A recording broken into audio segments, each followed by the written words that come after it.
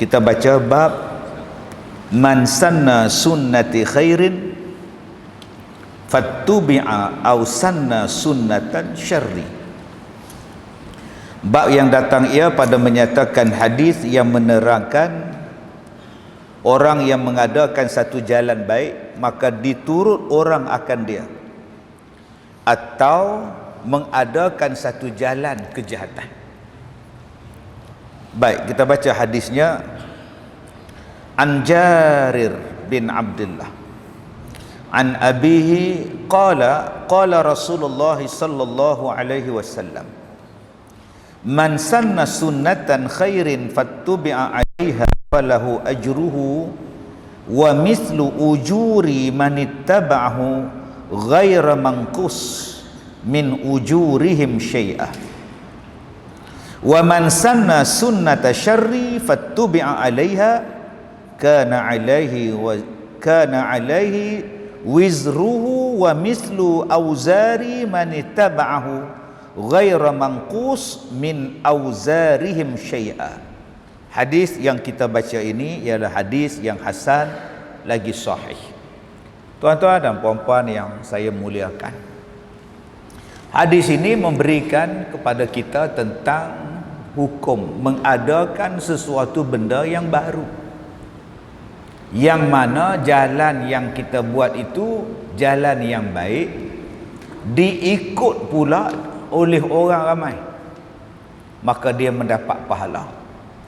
Sebaliknya, kalau satu benda yang dia buat itu benda yang jahat, diikut pula oleh orang ramai, maka dia dapat dosa atas kejahatan yang dia buat tu.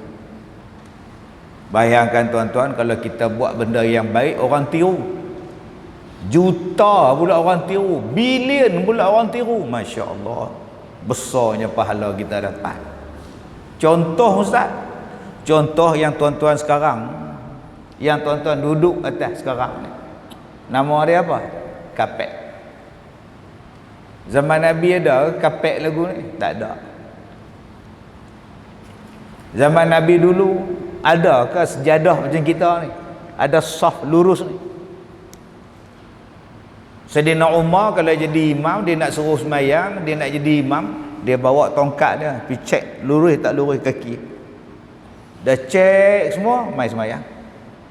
Kita hari ni tak payah cek lah, beritahu ya, luruskan saf. Pak saya apa? Pak saya di atas permaidani kita ni dah ada dah orang buat saf.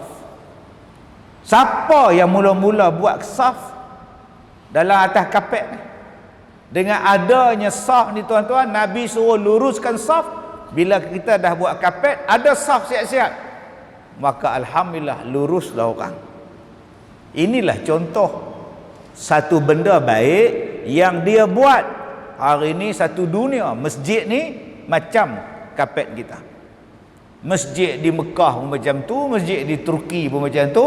Dia ada saf masing-masing.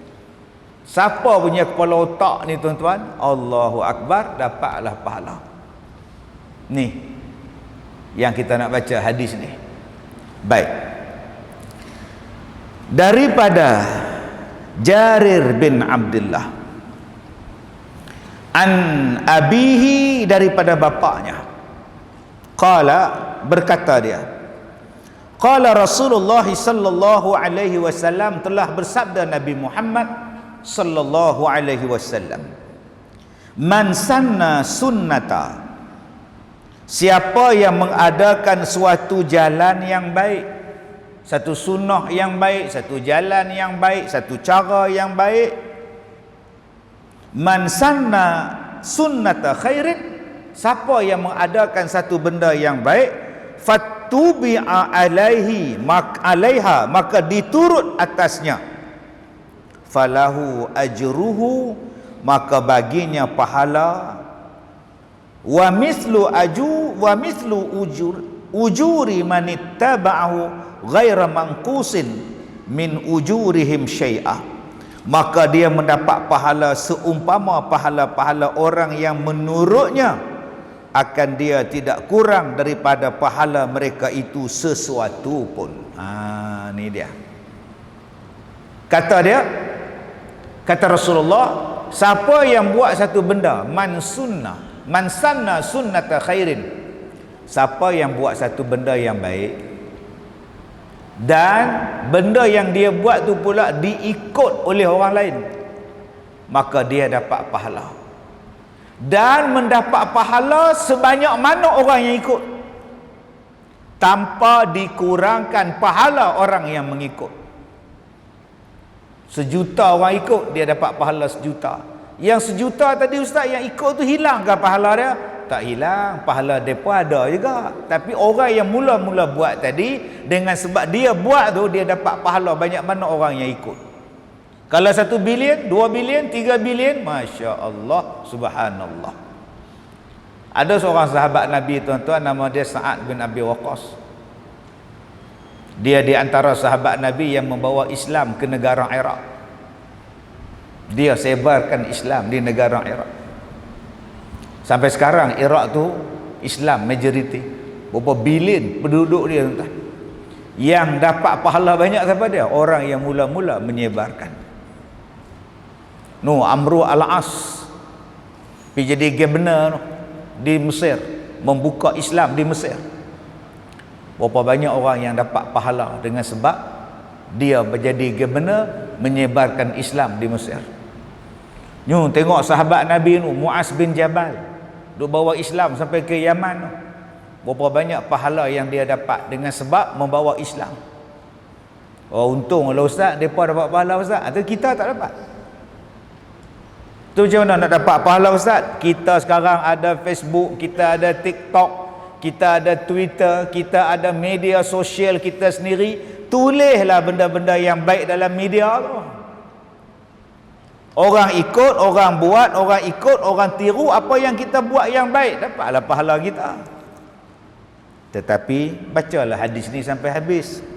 Kata Nabi, wa man sanna sunnata syarri, siapa-siapa yang buat benda yang jahat, satu sunnah, satu benda yang tak betul, satu jalan yang jahat, syarri makna jahat, fattubi'a alaiha, diikut pula kejahatan dia itu, kana alaihi wizruhu, maka atasnya dosa, wa mithlu auzari manittaba'ahu, dan dia juga menanggung dosa, mendapat dosa sebanyak mana orang yang mengikutnya, ghaira manqusin, tanpa dikurangkan, min auzarihim syai'a, dosa-dosa orang yang berbuatnya sedikit pun. Kalau kita buat satu benda jahat dan orang tiru kejahatan kita, 1 juta orang tiru, pahala jahat, dosa jahat dapat kat kita. Dosa orang yang buat jahat tu, berapa ramai yang buat? 1 juta. 1 juta hak mereka dapat, kita pun dapat, tanpa dikurangkan dosa mereka tu. Jangan kita kata pula, ustaz saya buat benda salah ni, bukan saya buat pun, saya tiru ya, jadi saya tak ada dosa ustaz. Yang buat mula-mula tu lah yang berdosa. Tak, hang pun dosa, hak mula-mula buat pun dosa. Jadi tuan-tuan, hadis ini adalah hadis yang sahih. Sebab itu dalam mazhab kita, dalam ajaran kita, dia ada satu benda yang dipanggil bid'ah. Dan ada 2 jenis bid'ah. Bid'ah hasanah dan bid'ah dhalalah. Ini dalilnya. Kalau ada orang tanya, mana ada bid'ah hasanah, bid'ah dhalalah? Semua bid'ah dhalalah, semua bid'ah sesat. Habis hadis ni hang tak di mana? Hadis ni hang nak letak di mana? Nabi kata siapa yang buat benda yang baik diikut oleh orang lain dapat pahala. Siapa yang buat benda yang jahat yang diikut oleh orang lain dapat dosa. Ada benda baru yang Nabi tak buat dan tak salah kalau dibuat. Ada benda baru yang Nabi tak buat tapi salah kalau dibuat. Sebab itu ulama kita dia letakkan 2, bid'ah hasanah yang baik, bid'ah dhalalah yang sesat. Janganlah kita pergi rabun semua sekali, semua bid'ah tu sesat. Sabar ustaz dulu. Hai ustaz, kullu bid'atin dhalalah, setiap bid'ah itu adalah sesat. Itu hadis ustaz. Janganlah hang tengok satu saja hadis. Kullu tu buka lah balik apa makna dia. Hang baca ada hadis, kullu ibnu Adam khata'. Setiap anak-anak Adam buat salah. Setiap anak Adam, anak cucu Adam tu buat salah, buat dosa, buat salah. Nabi Muhammad buat salah tak mana? Nabi Muhammad bukan anak cucu Adam ke? Apa mai? Nabi-nabi dan rasul tu maksum. Tadi ustaz dia kata setiap anak Adam, sebab tu setiap tu hang kena bacalah. Ada hadis Nabi sebut habbatus sauda itu ialah ubat untuk sekalian penyakit. Sekalian penyakit.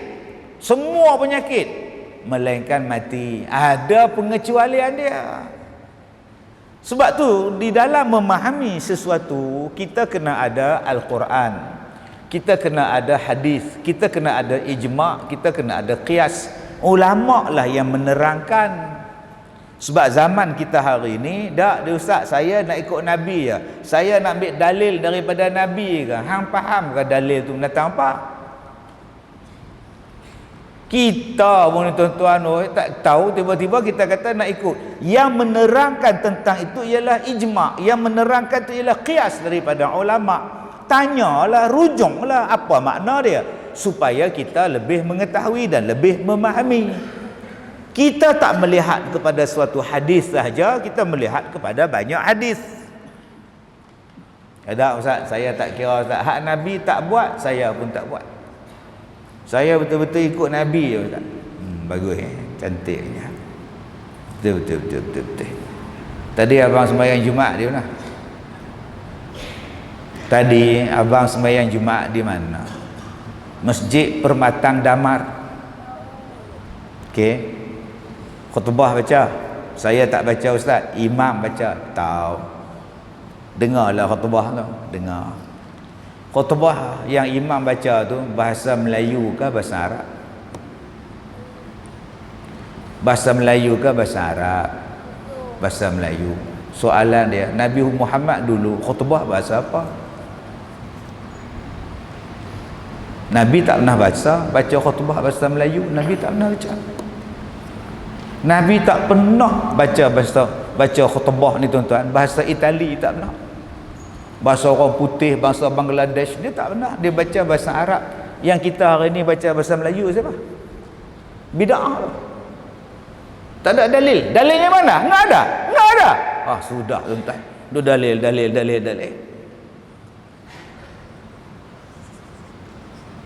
Kalau nak kira hak Nabi buat semua, tuan-tuan minggu depan suruh tu imam tu baca khutbah bahasa Arab.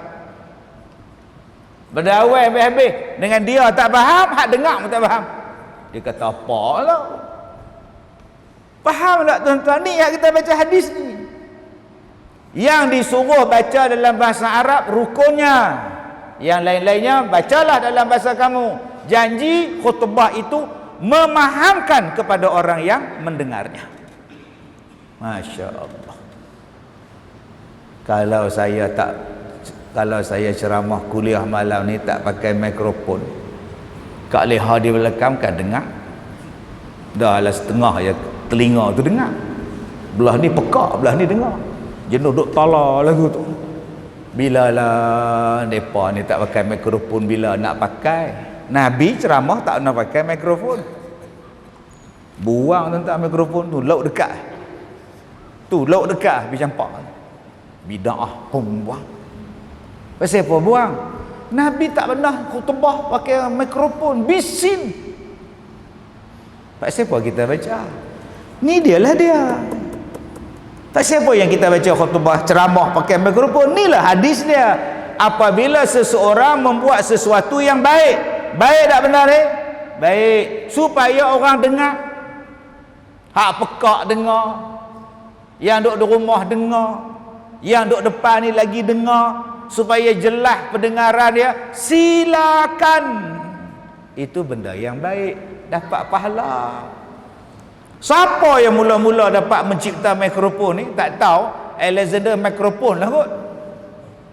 Kalau dia Islam dia dapat pahala, kalau dia tak Islam sia-sialah dia. Baik. Ketahuilah kiranya wahai saudaraku, ini perkara sangat besar kelebihannya, yaitu datangkanlah dan adakanlah apa kejalan kebajikan yang diharuskan oleh syarak bagi maslahah umum, atau hidupkan apa-apa jalan Nabi dan syariatnya yang tertinggal, niscaya mendapat pahala. Istimewa pula jikalau diturut orang akan jalanmu itu, maka lebih ganda lagi dapat pahala apabila diturut orang jalan-jalan itu, sebagaimana yang tersebut di dalam hadis yang dikeluarkan oleh Abu Isa At-Tirmizi. Baik, kata pengarang, dia kata ini perkara sangat besar kelebihannya, yaitu datangkanlah dan adakanlah apa jalan kebajikan yang diharuskan oleh syarak, selagi mana benda itu dibenarkan, diharuskan, buatlah. Macam mana nak tahu benda tu harus tak harus tak? Selagi mana tak ada perintah hukum mengatakan haram, buat silakan. Tapi Nabi tak buat, ustaz. Kalaulah hang duk kira Nabi buat, Nabi tak buat, sempitlah tuan-tuan. Sempit agama ni, jadi sempit kita dengan sebab adanya keluasan yang dibuka kepada kita. Antum a'lamu umuri dunyakum, kamu lebih mengetahui tentang urusan dunia kamu. Contoh paling mudah, sekarang kita berada dalam bulan Rabiul Awal, bulan Maulid. Kita dah mula sibuk tentang Maulidur Rasul. Banyak orang tanya, ustaz, ada tak Nabi sambut hari jadi dia? Ada tak sahabat Nabi sambut hari jadi Nabi? Tak ada kan? Tu yang ustaz kadang-kadang buat tu siapa? Apa tujuan ustaz buat tu? Tujuan kita buat ialah untuk menunjukkan kasih sayang kita kepada Nabi Muhammad sallallahu alaihi wasallam. Ada dalil tak ustaz?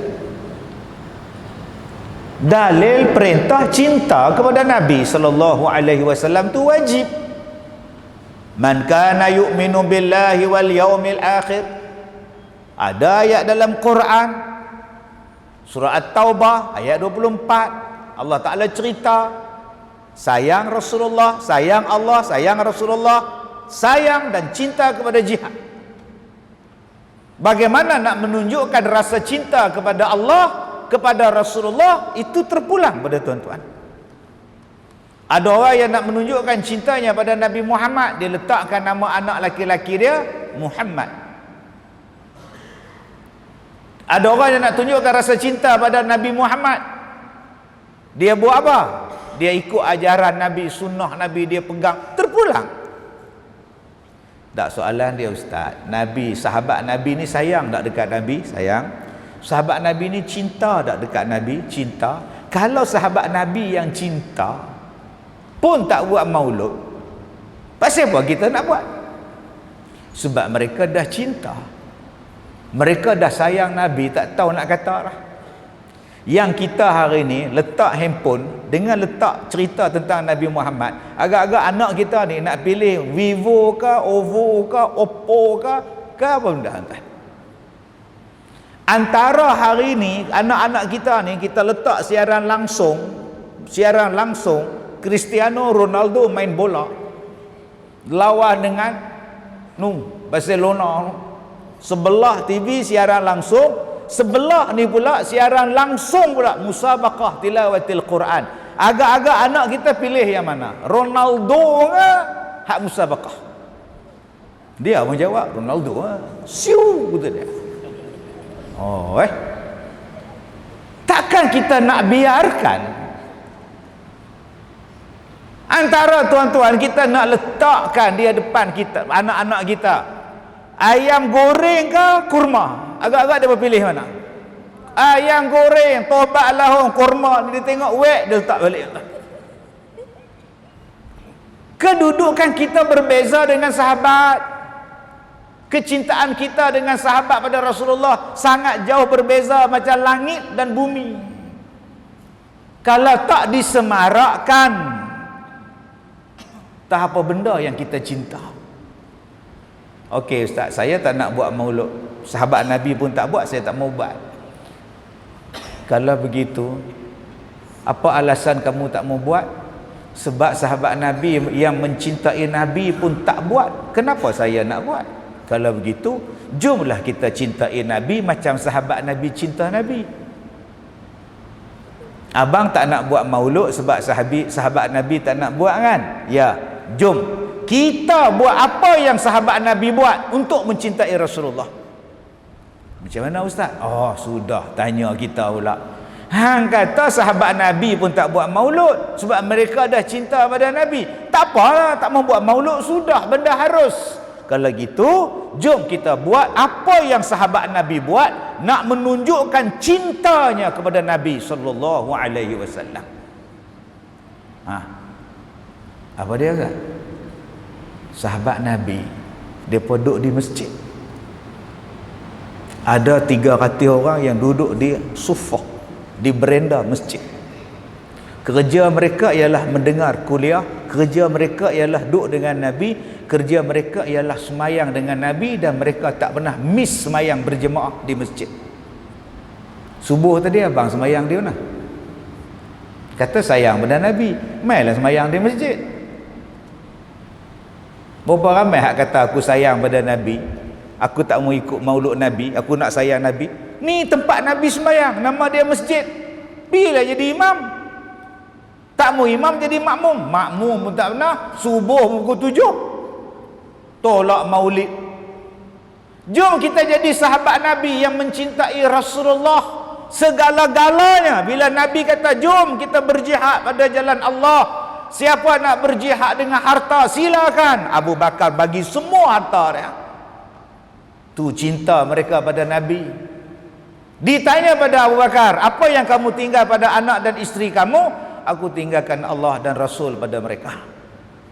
Tuan-tuan, tabung dah tolak belum? Dah tolak belum tabung? Yang mana tak suka maulid, bagi segala harta dalam tabung tu. Tobat lahum tak bagi tuan-tuan. Kata cinta pada Nabi, sedekah pun RM1, tu pun gambar agung pakai spek hitam. Duit RM1 hak conteng bagi ke orang. Tiba-tiba mengaku saya. Pelik tuan-tuan. Hang betul-betul nak jadi sahabat Nabi, jadi Umar, setengah harta bagi pada jalan. Setengah harta dia bagi dekat Rasulullah. Ni Rasulullah saya punya ni. Rasulullah minta siapa nak tolong, jom. Setengah harta dia bagi. Kita nak bagi pisang sesikat pun tahun lepas punya bagi. Tu pun ambil balik setengah biji. Jadi tuan-tuan yang saya muliakan, sebab itu apa tujuan satu benda yang Nabi tak buat, tiba-tiba ada ulama yang mengharuskan buat? Macam mana kita nak buat?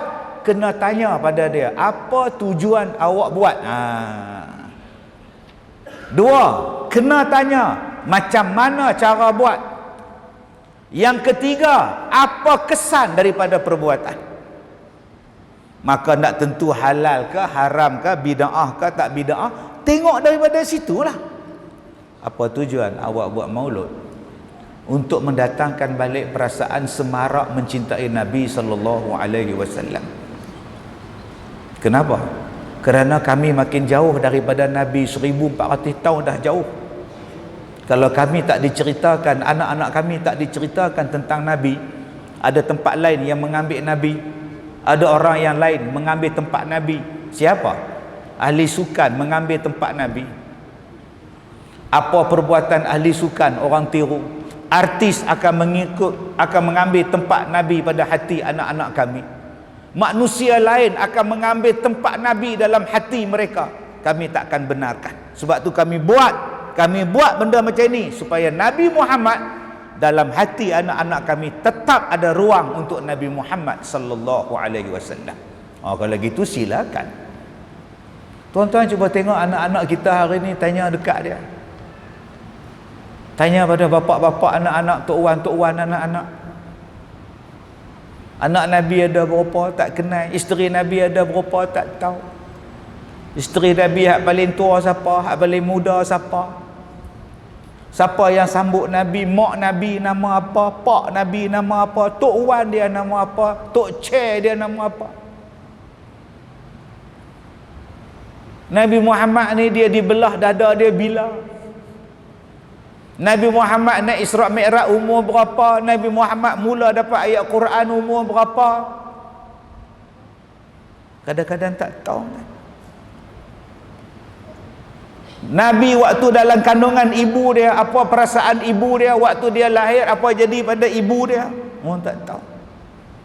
Yang orang tahu ialah artis nak bercerai. Yang orang tahu ialah dia ada siapa pula ni duduk baca dalam TikTok cerita tentang Nabi tak keluar. Sebab itulah ulama-ulama tengok kalau benda ni dibiarkan akan rosak, depa tak kenal Nabi Muhammad. Maka diperkenalkanlah satu benda, nama dia maulud. Dua, apa yang ada di dalam benda itu, kena tengok, nak tahu boleh tak boleh. Maulud ni ustaz dia tak ada apa, nama aja. Dalam dia ada ceramah. Oh, ceramah apa? Ceramah agama. Ceramah agama bagus. Dua, ada selawat. Oh, selawat pun perintah Allah. Tiga, ada makan-makan. Makan-makan pun perintah Nabi. Lagi adanya kita pakat duk dengar cerita sirah Barzanji marhaban tentang Rasulullah. Oh, silakan. Ada tak waktu maulud Nabi itu orang laki-laki duduk atas riba, perempuan atas riba laki-laki ada? Tak ada. Ada tak pakat sambut maulud tu main buih apa semua ada tak? Tak ada. Mandi buih jantan betina tak ada. Tu di mana yang kata haram dia? Mana yang kata haram? Yang perempuan duduk di belakang, yang laki duduk depan sambil dengar ceramah maulud, tiba-tiba bid'ah. Bid'ah tang mana? Tang mana yang nama bid'ahnya? Yang diajarkan ialah tentang selawat. Sampai pada satu tahap orang hentam nama Nabi Muhammad sallallahu alaihi wasallam. Sebab apa? Sebab tak faham kan. Bayangkan hari ni orang punya tak reti agama tuan-tuan. Sampai ada yang kata pijak tak cicak pun batal wuduk. Pijak tak cicak, pegang tak cicak tak batal wuduk, hampir basuh je lah. Yang batal wuduk hang yang berak, bukan cicak berak. Sampai tahap macam tu pun tak tahu tentang agama dia, tiba-tiba kita kata hari ini maulid Nabi bid'ah. Padahal nak cerita tentang Nabi sallallahu alaihi wasallam. Yang sahabat Nabi tuan-tuan nak cerita ke bab cicak, bab tak cicak kat depa, tak payah, depa dah alim. Depa dah tahu tentang Nabi, depa tahu sejarah Nabi, depa tahu sunnah Nabi. Kita pun ambil hukum daripada depa. Tak payahlah depa duk ramai-ramai solat, tak payahlah depa lebih daripada kita. Jangan duk banding kita dengan sahabat. Kita ni bab tak cicak pun tak tahu tuan-tuan, tiba-tiba mai kata pula bid'ah. Astaghfirullahalazim. Yang sahabat Nabi tu ambillah hukum kita, ambil pada sahabat. Sahabat ni kata lagu ni, sahabat ni kata lagu ni. Tiba-tiba kita nak kata sahabat Nabi pun tak buat, memang depa tak payah buat maulud. Tahap cinta depa, tahap faham depa pada agama, tak boleh kita nak bayangkan. Yang kita ni kalau tak buat ceramah, tak buat maulud, tak buat Isra' Mi'raj, tak buat ma'al hijrah, apa akan jadi pada masyarakat kita? Dahlah jauh daripada Nabi, tak jumpa Nabi. Tiba-tiba cerita tentang Nabi pun tak boleh dengar. Jadi orang yang buat maulud Nabi tadi dapatlah pahala. Yang kita buat pun dapat pahala. Yang mula-mula buat sampai sekarang orang duk tiru, dia pun dapat pahala. Masya Allah. Itu satu contoh benda yang baik yang kita ikut. Tuan-tuan tahu kita hari ni bayar zakat dengan duit. Pergi jebat zakat bayar duit. Awak tak bayar dengan beras, dengan kurma. Ada Nabi Muhammad bayar zakat dengan duit biru, duit purple, duit merah, duit hijau? Tak ada. Atau pasal apa bayar zakat? Bid'ah ke? Dah. Dengan sebab diijma'kan ulama, dikiaskan boleh bayar dengan duit, menyenangkan orang, menyenangkan pejabat zakat, simpan duit. Kalaulah tidak tuan-tuan, beras kita pakai duk bubuk, duk pejabat zakat tu, sementara nak edar tu Allah tak dan. Jadi itu namanya satu benda yang baru orang buat, tak salah. Tuan-tuan nampak Quran tu, Quran dulu tahun 60-an, 70-an, 50-an, alik datik a, alik bawah i, alik depan u, a i u, ba datik ba, ba bawah bi, ba depan bu, ba bi bu. Punya lama nak dapat ba bi bu tu. Tok duk aja cucu, ba di atas ba, ba bawah bi, ba depan bu, ba bi bu. Cucu marah tok, tak elok sebut babi. Astaghfirullahalazim. Dia pula pergi ajak tok wan dia, tu bukan babi cik, tak boleh sebut babi tu dia. Maknanya betul aja mak dia ajak betul, jangan sebut babi. Hei babi. Mai baca mukadam babi, dia marah tok wan tu. Umur 4 tahun dia marah pula. Lama tuan. Kita duk baca ba dati ba, ba bawah bi, ba depan bu. Nabi Muhammad ada aja macam tu. Ba dati ba, ba bawah bi ada. Dengan adanya ulama yang membariskan ba di atas, ba di bawah, ba depan, atas bawah, atas depan, baris dua, baris depan. Dengan adanya ulama yang membariskan Al-Quran, kita boleh baca Al-Quran. Kalaulah tak ada baris tu tuan-tuan, bagi Kak Leha baca, ini apa? Yang khot atas dinding tu pun dekat 2 jam Kak Leha duk tengok tak mana ekor dia, duk cari tahu dengan ekor dia. Ahad, ni tahu ni qul huwallahu ahad tu ahad. Nasib baik ada ahad tu dia boleh baca. Duk melengkok matang apa dia, ayat apa ni, kembung pipi ni apa. Bayangkan tuan-tuan, Al-Quran zaman Nabi dulu tak ada baris. Al-Quran zaman Nabi dulu tak ada titik macam kita. Tuan-tuan, Al-Quran sekarang tu ada titik, ada warna, ada panjang, ada pendek, ada hizib, ada juzu. Nabi tak ada dulu. Bid'ah. Tu lauk dekat. Dah kata tak boleh, Nabi tak buat. Tak, ulama-ulama fikir, kalau tak diberi baris, macam mana dengan orang yang bukan Arab? Kalau tak ada titik, macam mana dengan orang di Afrika, di China, di tanah Melayu? Maka mereka mula memberikan baris. Atas ba, la, ma, na, wa, ta. Bawah bi, ti, ki, li. Macam mana tanda dia? Ni baris atas, ni baris bawah, ni depan. Maka ada bunyi dia. Nak bezakan ta 2 titik, sa 3 titik.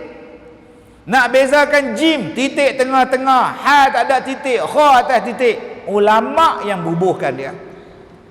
Kalau tuan-tuan betul-betul nak ikut pada Nabi saja, tak ada Quran, suruh dia baca, merapu dia baca.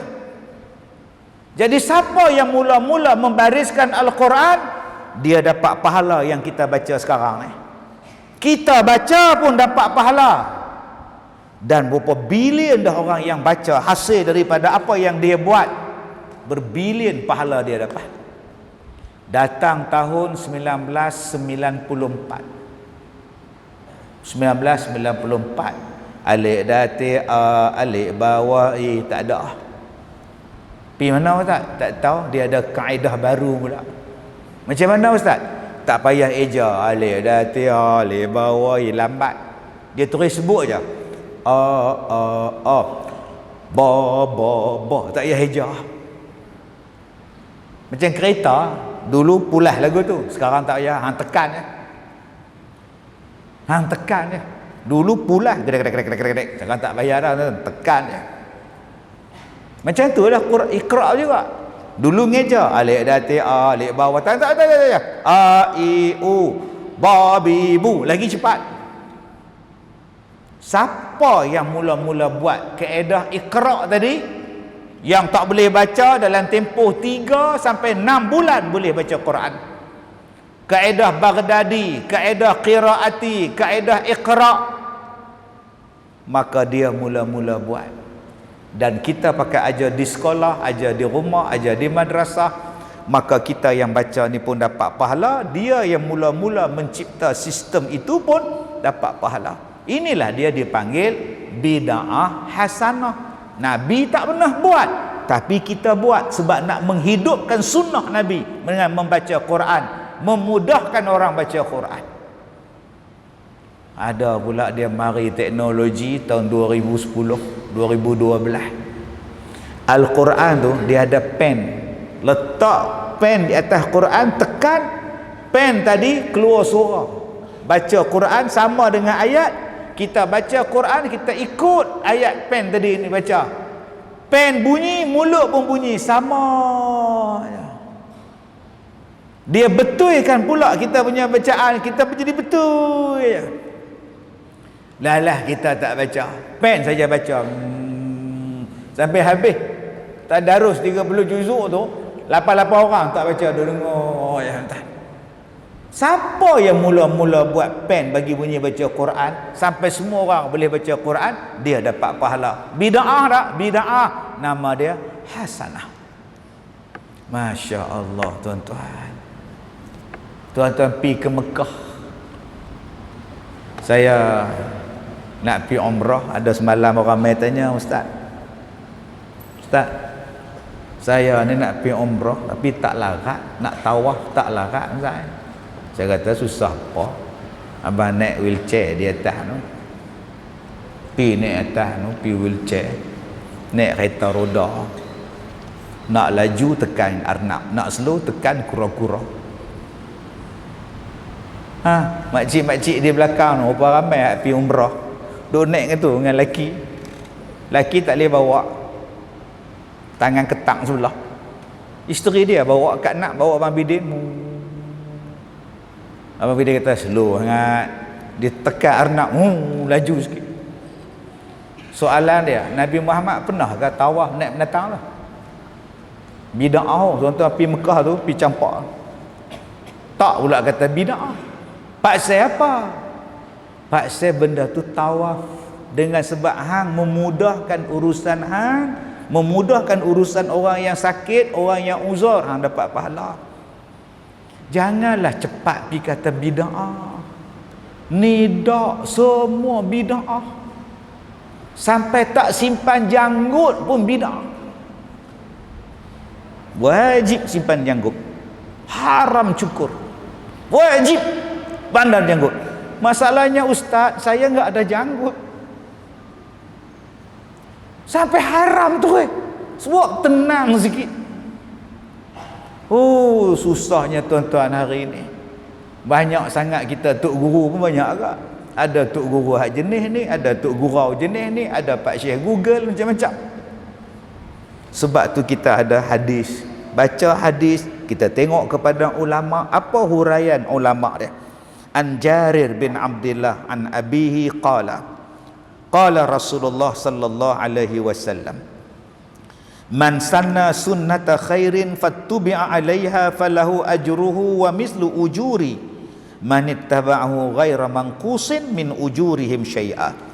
Diriwayatkan daripada seorang sahabat bagi Nabi sallallahu alaihi wasallam, namanya Jarir bin Abdullah radhiyallahu anhu, daripada bapaknya katanya telah bersabda Nabi sallallahu alaihi wasallam, barang siapa yang mengadakan satu jalan kebajikan yang belum adanya dahulu, nampak tak?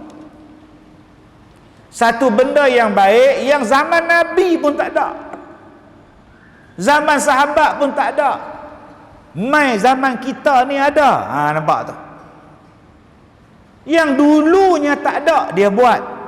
ataupun mengadakan kembali jalan Nabi yang ditinggalkan orang akan dia, ataupun dia menghidupkan sunnah Nabi sallallahu alaihi wasallam, yang mana sunnah itu orang tak ikut.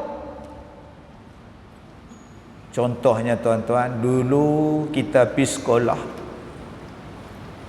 cikgu masuk dalam kelas, "Selamat pagi cikgu." "Selamat pagi cikgu." Bagi anak-anak duduk semua. Mai satu zaman, "Assalamualaikum cikgu." Tak ada lah selamat pagi, bagi salam. Mai satu zaman pula, cikgu pula bagi salam, "Assalamualaikum semua." "Waalaikumsalam warahmatullahi wabarakatuh." Cikgu lamanya nak habis. Itu sunnah yang ditinggalkan, dihidupkan balik. Alhamdulillah. Dulu masuk dalam kelas, "Selamat pagi cikgu," "Selamat petang cikgu," "Selamat malam cikgu." Orang tukar bagi salam. Lepas tu tukar lagi, yang masuk tu bagi salam pada yang dah duduk di dalam. Nampak? Sunnah yang ditinggalkan dihidupkan balik. Dulu tuan-tuan tengoklah, saya pun dulu pergi sekolah pakai seluar pendek tentara depa ni. Abang-abang jangan belagaklah, sekolah menengah pakai seluar pendek, tak nak bohong lah. Bulu kaki penuh. Main bola, main hoki, bersimpang siur kaki. Seluar pendek tahun 70-an, tahun 60-an. Terus duk belagak lah. Hari ni jadi baik. Kemarin dulu akak-akak pakai skirt baju biru, kain putih semua. Pergi sekolah main hoki pula. Main gambar duk tayang kaki hoki satu, kaki sendiri satu. Mai satu zaman tuan-tuan, tak ada seluar pendek. Budak-budak pun pakai tudung lah. Tahun 81, 82 dah start pakai scarf. Pakai scarf. Hak perempuan 81. Dia main lah. Dulu pakai skirt, kemudian baju biru, baju putih, kain panjang. Main skirt, main scarf, lepas scarf main pakai tudung tinggal segi. Allahu Akbar. Alhamdulillah. Kita buat balik benda hak betul. Makan masa lah sikit entah. Subhanallah, Masya Allah. Ni dua benda ni, siapa yang buat satu benda yang baik yang belum pernah dibuat? Apa dia ustaz? Saya duduk di Pulau Pinang. Depa duk kata, "Ustaz, kemarin di Pulau Pinang, hari ni Pulau Pinang, kemarin dulu Pulau Pinang, esok lusa pun Pulau Pinang." Ustaz ni jadi orang Pulau Pinang lah kan? Kadang ada lah hak nombor 2 Pulau Pinang.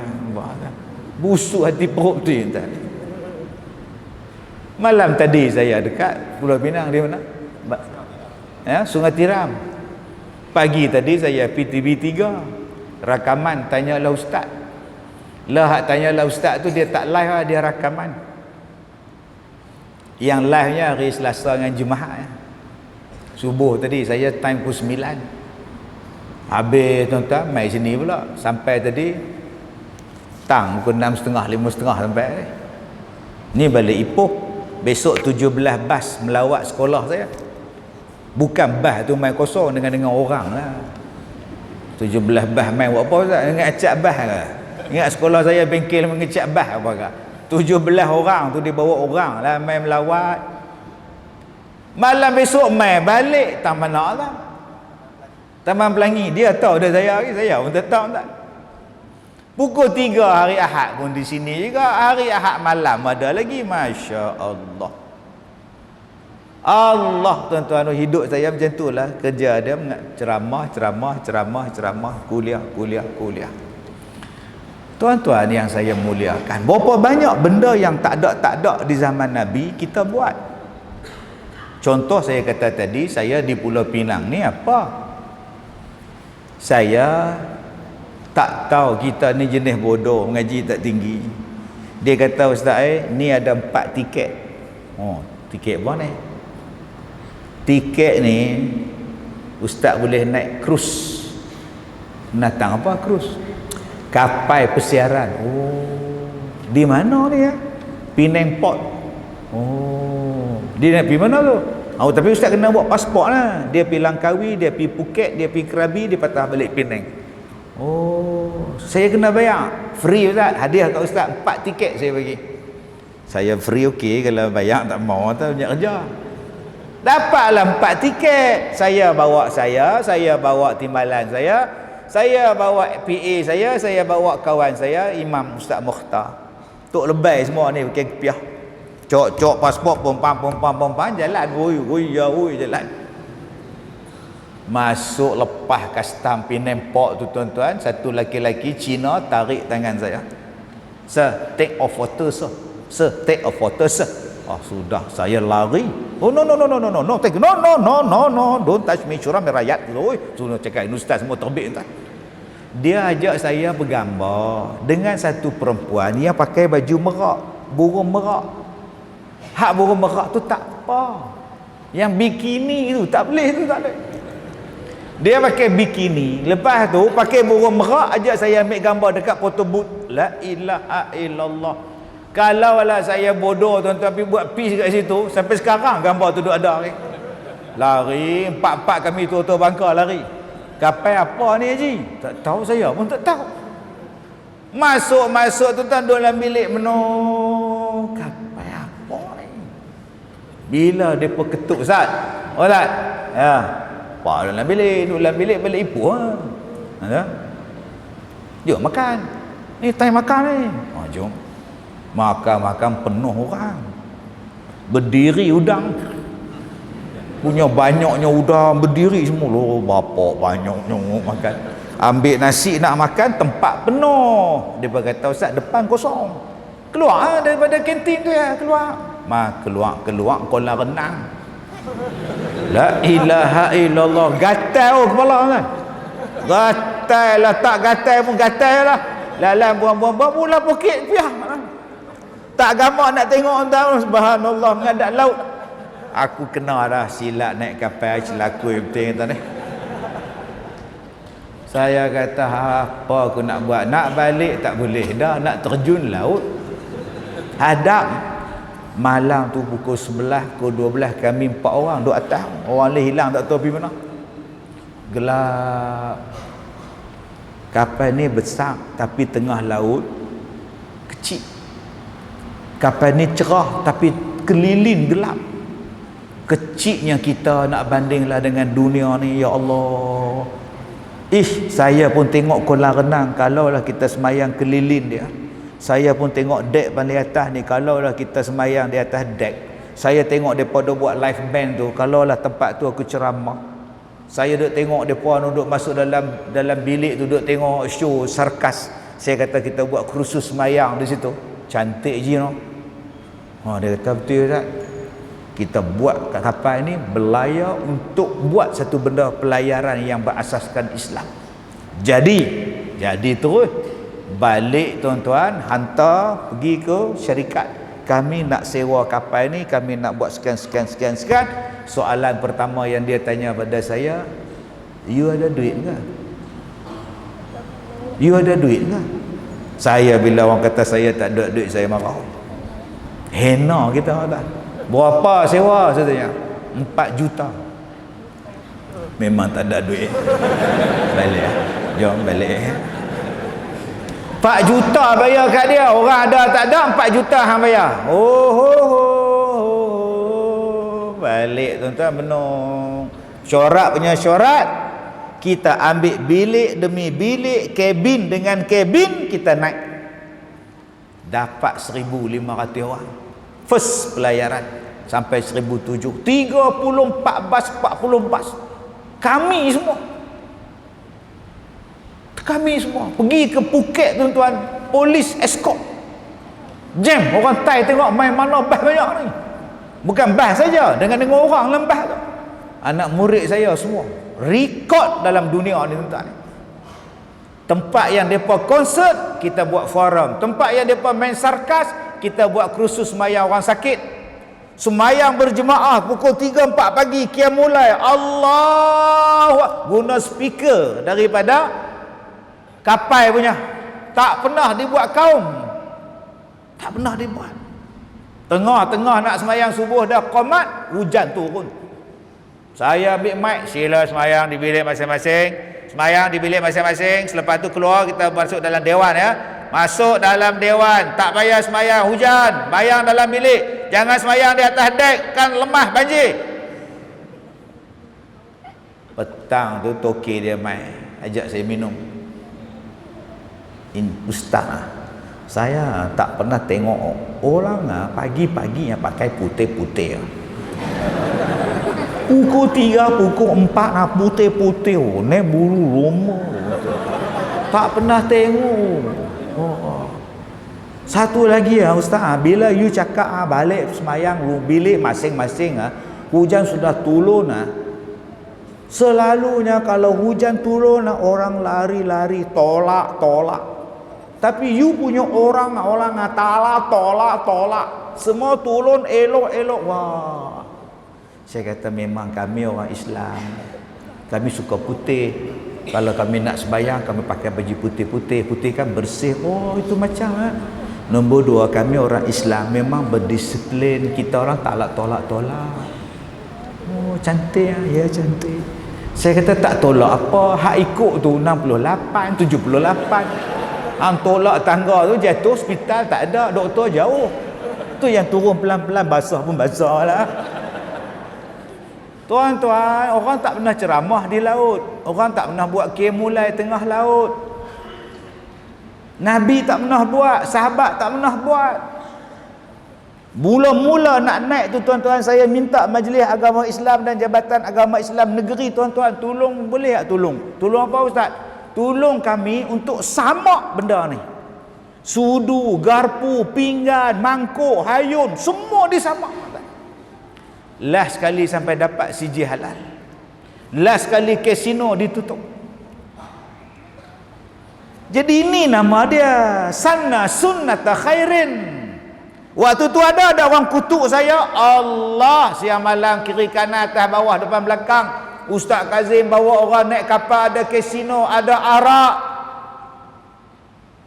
Saya tak jawab, saya diam saja. Kalau gitu, bila depa kutuk saya dalam ceramah, kalau gitu hang jangan pergilah Genting Highland. Hang bawa anak hang pergi Genting Highland buat siapa? Saya tak minum arak, saya pergi Genting Highland, saya tak main judi, saya bawa anak saya berjalan naik roller coaster. Kalau begitu saya pun naik kapal, saya tak masuk kasino, saya tak minum arak, saya buat program lain, tak campur. Apa masalah dia? Samalah hang. Kalau hang kata aku haram naik kapal, hang lagi haram naik ke kasino Genting. Lah tuan-tuan, dia pun naik kapal sekali, dia bawa anak murid dia pula, hoi hang nampak kata orang. Ni penyakit. Sebab itu tuan-tuan, benda yang buat yang baik silakan buat. Sama ada benda tu tak pernah dibuat di zaman Nabi ataupun dibuat tetapi ditinggalkan, engkau hidupkan balik, maka kau dapat pahala dan orang yang mengikut engkau pun dapat pahala. Kemudian kata dia lagi, alangkah besarnya faedah dan bagusnya mendapat bahagia dan untung besar ke atas yang mengadakan demikian, dan betapalah pula dapat terpuji di dunia dan di akhirat.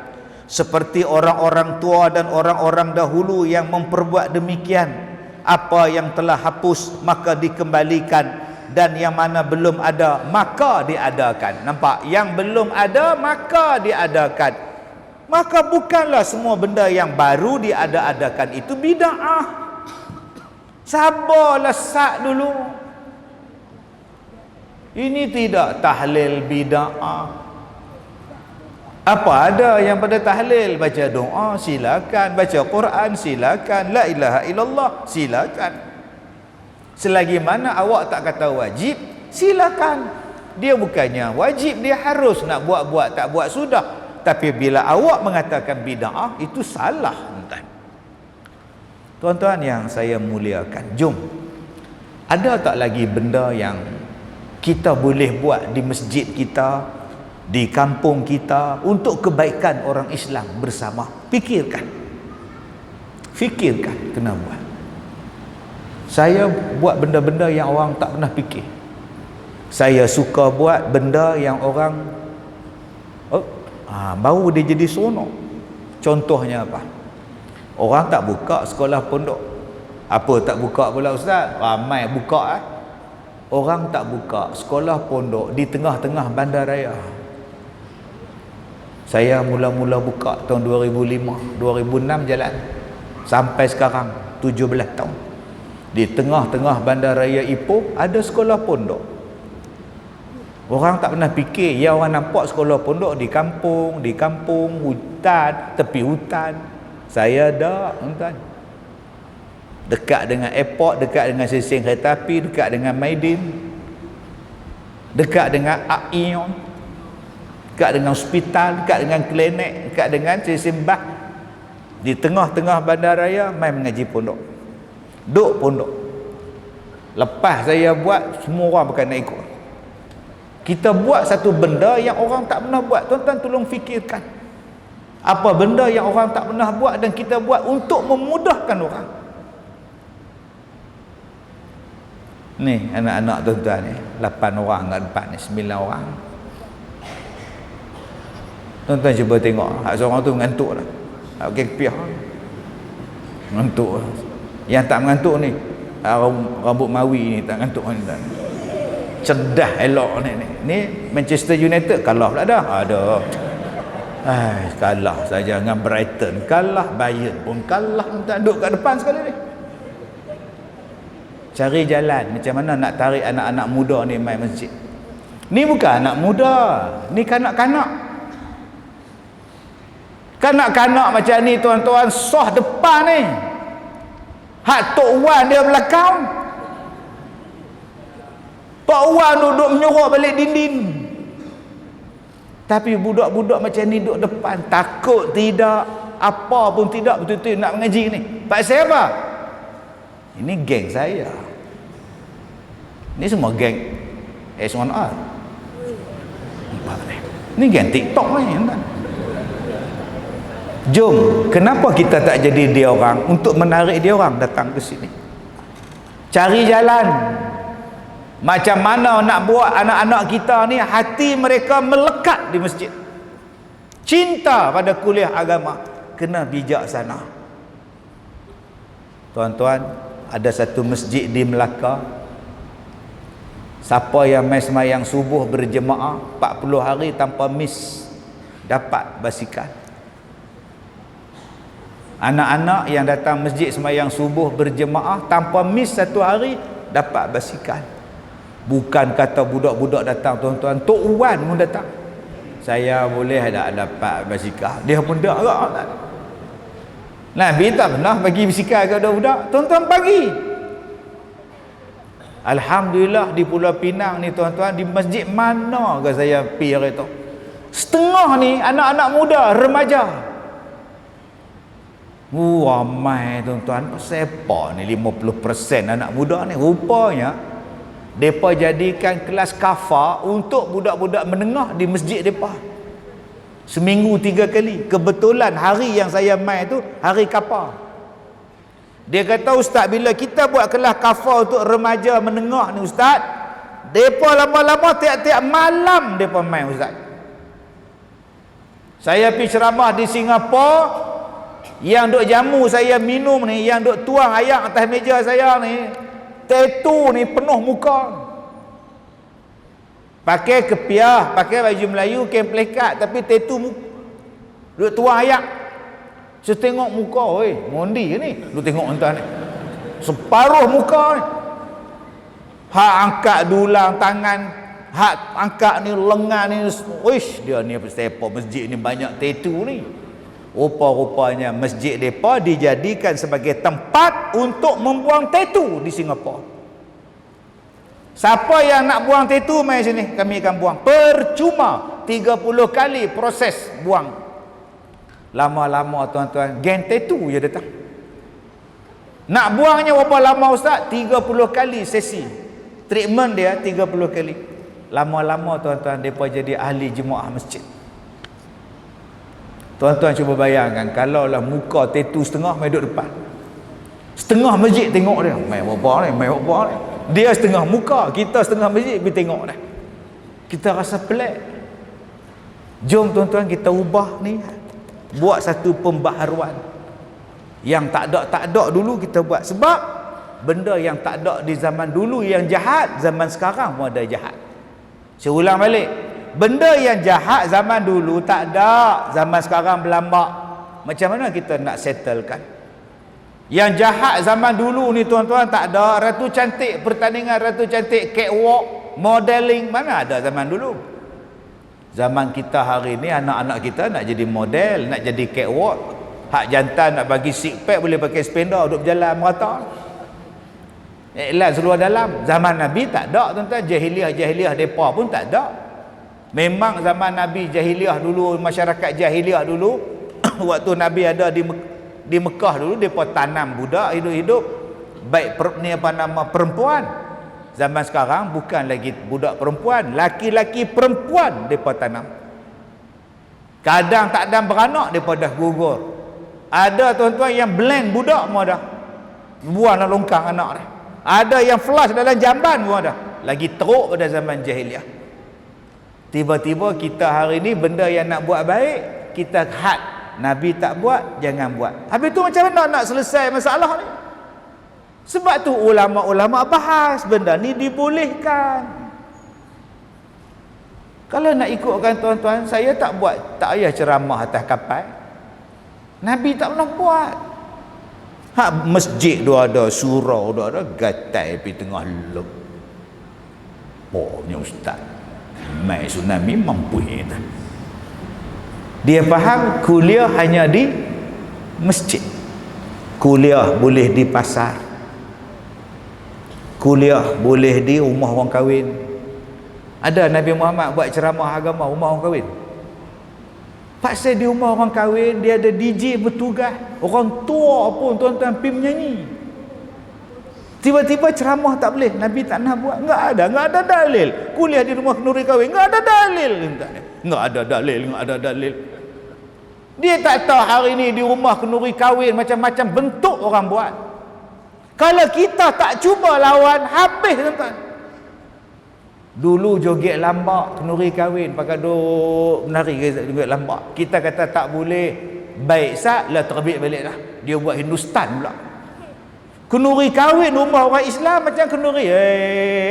Duk begini. Polis tembak tak kena pakai tu. Dengan pengantin polis tembak tak kena sekali. Lah, tiba-tiba bila kita nak buat ceramah, enggak ada. Ceramah ni atas mimbar nama dia khutbah. Atas kerusi meja ni nama dia kuliah. Ceramah ni kalau ada 3 orang bercakap nama dia forum.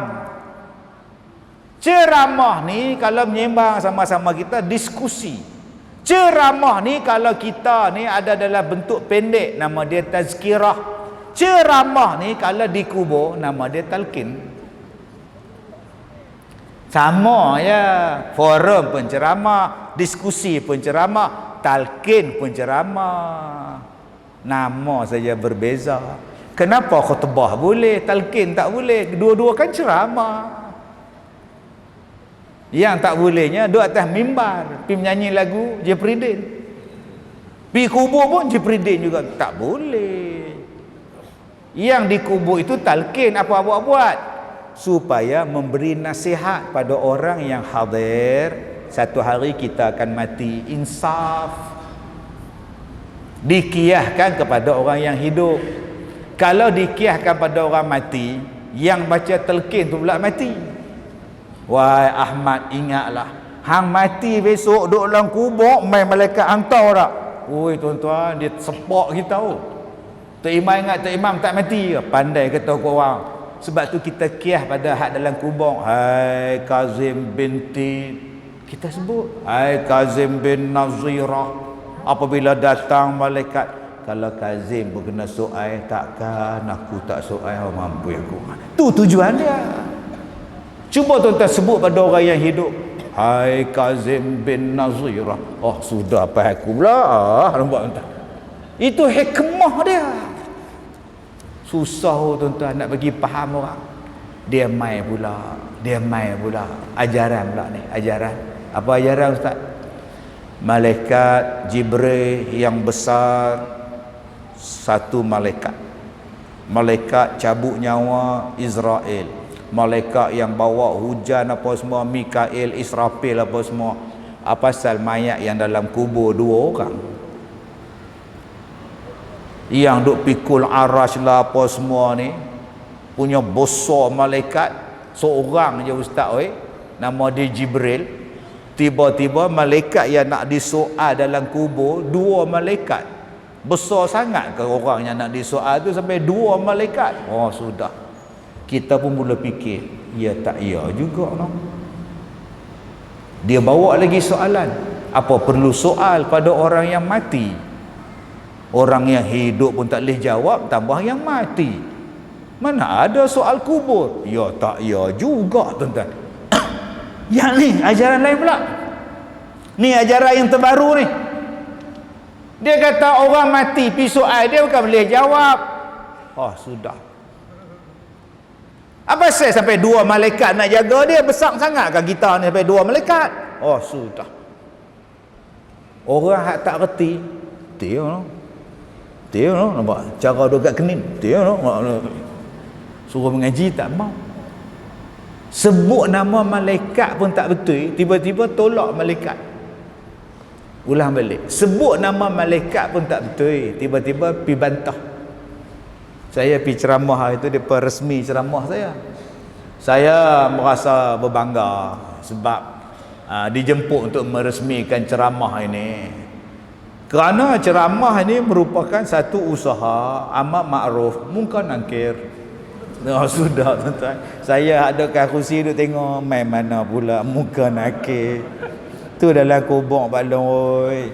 Amal makruf nahi munkar, bukan amal makruf munkar nakir. Wara tuan-tuan oi. Ada yang tolak mazhab. Saya tak nak ikut mazhab. Saya betul-betul nak ikut Nabi. Mazhab tak mau. Hang sebut mazhab pun tak betul. Hang tolak mazhab apa jadi apa? Mazhab lain, mazhab lain. Inilah penyakit kita sekarang. Dia guna logik. Golongan guna logik. Dialah duk tanya pada orang mati, dia boleh jawab apa? Hak hidup pun tak boleh jawab, mai hantar kertas kosong je jawab. Tanya pada orang mati, tak ada kerja. Tak ada kerja dia kata tuan-tuan. Kalaulah tak dibuat usaha-usaha dakwah merata-rata, apa akan jadi pada masyarakat? Sebab tu sekarang dakwah merata-rata. Saya hak tua Bangkang ni pun jalan. Sebab saya jumpa orang macam-macam tuan-tuan, saya takut kalau saya berhenti ceramah, kalau saya berhenti dakwah, saya susah hati besok Tuhan soal saya. Biarlah saya mati dalam dakwah tak apa. Sebab saya jumpa orang yang macam-macam. Ustaz, suami saya handsome. Okey.